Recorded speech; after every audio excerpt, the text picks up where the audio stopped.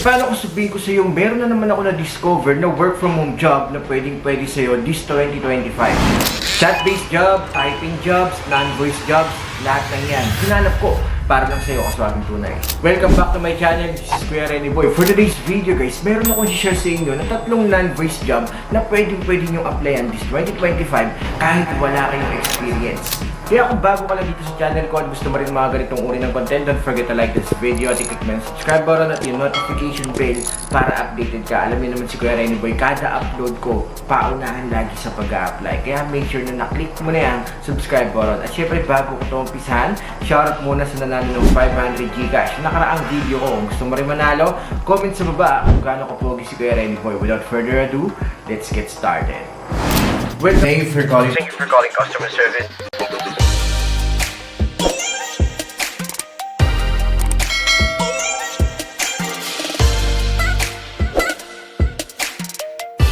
Welcome back sa channel ng mga swabe. Nagbabalik ang inyong likod, Kuya Renny Boy, para maghatid na naman sa inyo ng mga work from home jobs this 2025.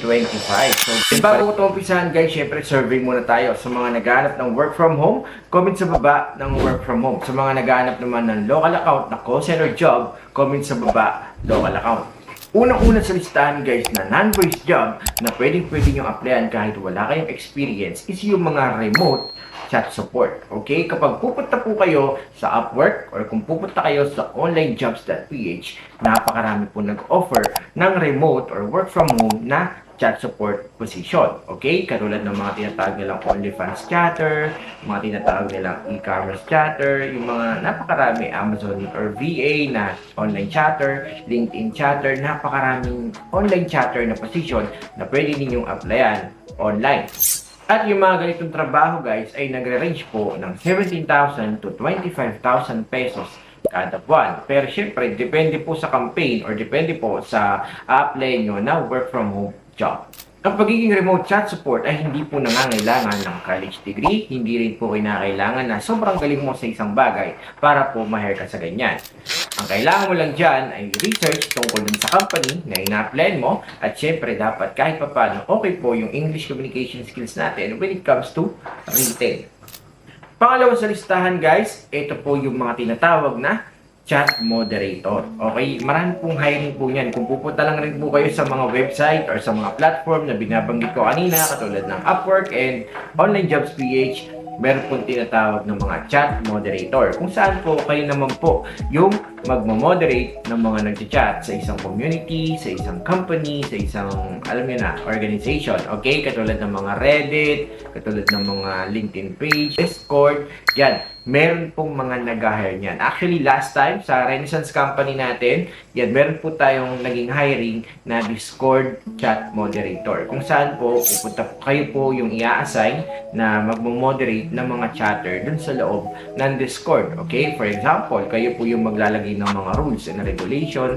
Kayo rin po yung magtatrack kung meron po bang gumagamit ng mga profane words. Okay? Kayo rin po yung magtatrack kung meron ng babastos, ng bubuli. Yun po yung ginagawa ng mga chat moderator. And kayo rin po yung nag-filter ng mga messages kung meron pong sa tingin niyo abusive or somehow na medyo foul or medyo, alam niyo na, medyo sex-related content yung mga ina-upload nila or sa tingin niyo na something na off. Okay? Yun lang po yung mga minomoderate ng mga chat moderator. And hindi rin po kailangan na college graduate ka at hindi rin po kailangan na sobrang galing mo okay sa isang niche para ma-hire ka sa isang sa pagiging chat moderator. Pero kung meron pong pinag-uusapan na certain platform katulad ng Discord, kailangan talaga knowledgeable po kayo sa iba't ibang bots, sa iba't ibang tools na ginagamit ng mga chat moderator dun sa Discord. Okay? Depende kung saan po yung ina-apply ninyo na pagiging chat moderator. Aaralin nyo yung mismong tools or aaralin nyo yung mismong platform na yun para maging effective kayo sa pagiging chat moderator ninyo. Okay? Kasi hindi lang po siya basta-basta, hindi lang po kayo basta-basta mag-filter ng chats. Okay? Gagawa po kayo ng mga rules dyan and then kailangan nyo pong ma-maintain yung positive and good vibe ng isang community sa isang platform. And ang mga chat moderator po ay kumikita ng 17,000 to 50,000 pesos. Depende po sa client or depende po sa mga na-apply nila ng mga company. And then third non-voice job na pwedeng-pwede ninyong applyan kahit wala po kayong experience ay ang pagiging AI specialist. Guys, napaka-in-demand nito ngayon. Kung napapansin naman ninyo, di ba, flooded yung social media natin, yung news feed natin ng puro AI. Kasi guys, AI na po talaga ngayon. Kung hindi nyo pa po pinag-aaralan yung AI ngayon, ay talagang mapag-iiwanan kayo. And kung may naririnig kayo na kuro-kuro, hindi po siya kuro-kuro kung totoosin na mababawasan or malalagas yung BPO industry dahil sa AI. Guys, may possibility talaga na mangyari yan kasi halos lahat ng mga repetitive tasks is nagagawa na po ng artificial intelligence ngayon. Kaya imbis na ituring natin na kalaban ng AI, why not ituring natin ng AI na katuwang natin sa buhay na makakatulong pa sa atin para magkaroon tayo ng trabaho in the future. Kasi guys, I'm telling you ngayon pa lang na ang artificial intelligence ay maglilikha po ng napakaraming trabaho para sa mga Pilipino. Kaya ikaw, kung hindi ka pa nag-aaral ng AI ngayon, mas maganda na aralin nyo na. Okay? So sa pagiging isang AI specialist, marami po kasing kategorya yan. Meron mga AI chatbot trainer, meron ding AI prompt engineer, napakarami po. Biruin nyo guys, yung presidente ng United States na si Donald Trump ay naglaan ng $500 billion na budget para sa AI infrastructure. Meaning to say, nakikita nila na yung mga naggagamit ng AI ay sila talaga yung magle-leverage, sila talaga yung mag-i-scale in the future. Kaya yung mga tao na nag-aaral ng AI, sila yung maaambunan ngayon ng mga dollars na yan. And I want you to search on ChatGPT kung magkano ang sinasahod ng isang AI prompt engineer. For example, yan yung gusto mong tahakin. Ang pagpa-prompt guys, ito yung pagre-request or yung pagtatanong.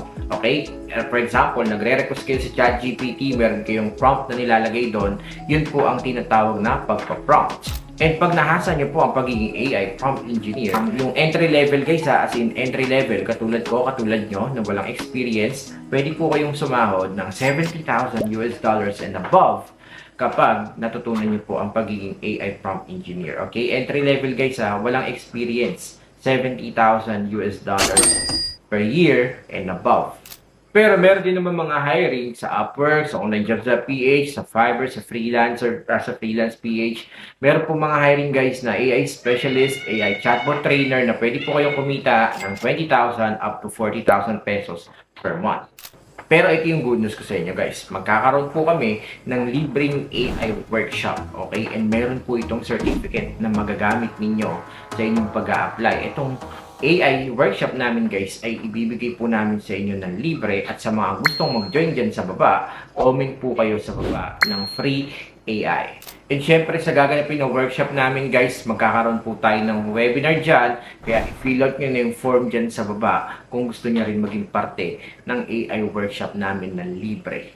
Alam nyo kung bakit gusto namin ng libre? Dahil ang daming naniningil ng 3,000, 5,000 pesos para lang magkaroon kayo ng certificate or para lang makapag-share sila ng knowledge dyan tungkol sa AI na yan. And dahil nandito si Kuya Rene Boy on a mission to create 1 million jobs dito sa Pilipinas, magbibigay tayo ng AI workshop ng libre.